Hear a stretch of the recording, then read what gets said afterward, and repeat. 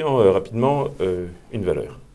Alors une valeur, cette semaine, on va, donc fin juin, on va assister à la prise de pouvoir de Vincent Bolloré sur Vivendi. Le titre Vivendi ne fait plus rien depuis quelques mois. Oui, ça fait un moment que c'est... Oui, parce que le grand désendettement a été fait. Cession de SFR, cession de Maroc Télécom, etc. La dette a à peu près divisé par 2 le ratio d'endettement. Donc, on va offrir à Vincent Bolloré une plateforme qui sera assainie au niveau de son endettement, qui a un rendement tout à fait confortable, puisqu'on est dans des niveaux supérieurs à 3%,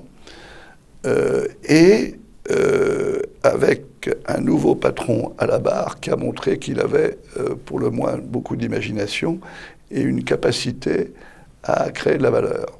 Donc, faisons-lui confiance. Bon, donc Vivendi. Alors, si je vends, j'arbitre, je reste à l'écart de quoi? Alors, on a dit que on était un peu préoccupé malgré tout par la hausse du pétrole, et c'est certain que le secteur qui est le plus affecté, c'est l'aérien. Je vais vous donner 2 chiffres que j'ai vus ce matin. La charge de carburant dans le chiffre d'affaires d'une société comme Air France, c'est 25% du chiffre d'affaires.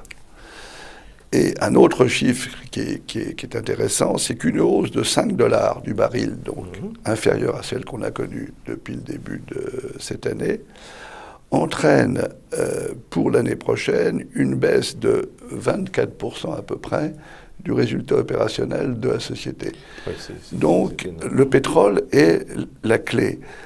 Je crois qu'Air France n'a pas un bon track record de couverture des prix du pétrole, donc il est affecté directement. Lufthansa, en plus, a fait un profit warning pour montrer qu'il avait notamment des problèmes dans le fret. Donc Air France va être très spéculatif. Et tant que cette crise irako-syrienne, etc., n'est pas terminée, il faut peut-être être un peu de la bonne prudent performance depuis un an pour prendre une partie de ses bénéfices sur la valeur. Alors, pour finir, un joker? Alors, joker, écoutez, on a déjà dit que Peugeot nous donnait de grands espoirs. On va continuer. Et puis, pour ceux qui sont un peu plus frileux, je crois que la FFP offre toujours des perspectives intéressantes. C'est la holding qui détient la participation de la famille dans Peugeot et d'autres participations, puisque le portefeuille, très bonne qualité, c'est diversifié. Dedans, vous avez des sociétés de très belle qualité, comme Zodiac, dont nous avons parlé, dont Seb, pour ne parler que des plus célèbres. Et cerise sur le gâteau, la décote de la holding par rapport à la valeur de ses actifs est de plus de 40%. Donc, pour celui qui...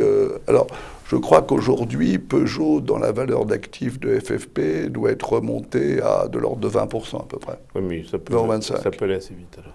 Alors, ça peut peut-être faire du chemin. Donc, le joker Peugeot ou sa holding? Ou sa holding, la FFP. La mère ou la fille, comme on dit en bourse. La mère ou la fille, oui. Ce sera le mot de la fin. Christian, merci. Rendez-vous la semaine prochaine, même heure, même endroit.